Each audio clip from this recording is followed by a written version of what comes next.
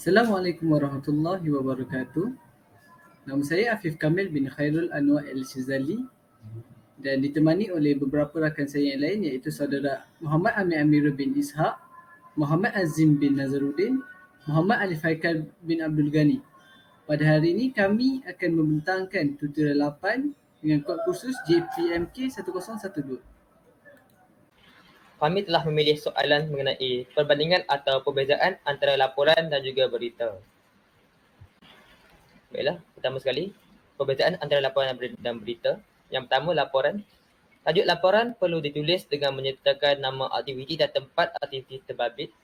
Huruf pertama pada setiap awal perkataan perlu ditulis dengan huruf besar. Tajuk laporan hendaklah ditulis di tengah dan juga dihitamkan. Yang kedua pula iaitu berita. Tajuk berita terletak di bahagian paling atas teks. Tajuk rencana ditulis dalam huruf kecil, semuanya kecuali pangkal frasa. Terdiri daripada 3 atau 4 perkataan sahaja. Kadang-kadang tajuk ditulis dengan cara yang sensatif untuk menarik perhatian pembaca. Seterusnya saya akan menyerahkan kepada saudara Azim untuk membentangkan tentang isi kandungan laporan dan juga berita. Baiklah, ini merupakan isi kandungan laporan. Isi laporan perlu mengandungi beberapa perenggan yang dimulakan dengan pendahuluan dan diakhiri dengan penutup. Selain itu, isi laporan perlu menyentuh kepada semua perkara yang berlaku di dalam aktiviti atau peristiwa yang telah berlaku terbabit. Seterusnya, disediakan oleh dan tanda tangan di bawah perenggan terakhir. Penulis perlu menulis perkataan disediakan oleh beserta tanda tangan perlu diturunkan oleh setiausaha di bawah perkataan disediakan oleh tersebut. Setiap tanda tangan yang diturunkan adalah untuk mengesahkan laporan yang telah ditulis. Nama dan jawatan perlu ditulis di bawah tanda tangan yang telah diturunkan. Nama perlulah ditulis dengan semua huruf, ialah huruf besar dan diletakkan kurungan pada awal dan akhir nama. Seterusnya kita pergi kepada isi kandungan berita. Isi berita biasanya terdiri daripada 2 perkara iaitu nama tempat dan tarikh. Nama tempat ditulis dalam huruf besar kesemuanya. Nama tempat pada bahagian pembukaan berita bukanlah menunjukkan tempat spesifik berlakunya kejadian, tetapi itu adalah nama bandar, daerah atau mukim tempat yang dilaporkan.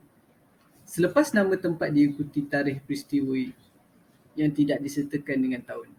Tarikh merupakan fakta yang penting bagi menentukan berita terkini atau berita yang lewat dilaporkan. Selepas tarikh, ada satu tanda sempang. Kandungan berita bermula selepas tanda sempang. Isi kandungan berita ada bermacam-macam bergantung pada jenis berita. Kandungan berita dimulakan dengan satu perenggan pengenalan.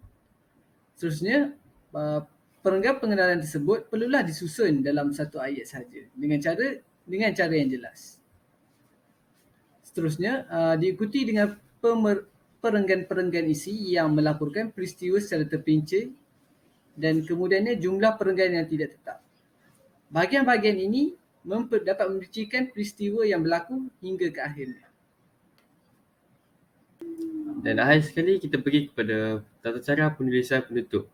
Dalam laporan, tarikh perlu ditulis di bahagian kanan kertas sebaris dengan perkataan disediakan oleh, manakala penulisan penutup berita termasuk dalam kandungan berita. Baiklah, itu sahaja dari kumpulan kami. Sekian, terima kasih.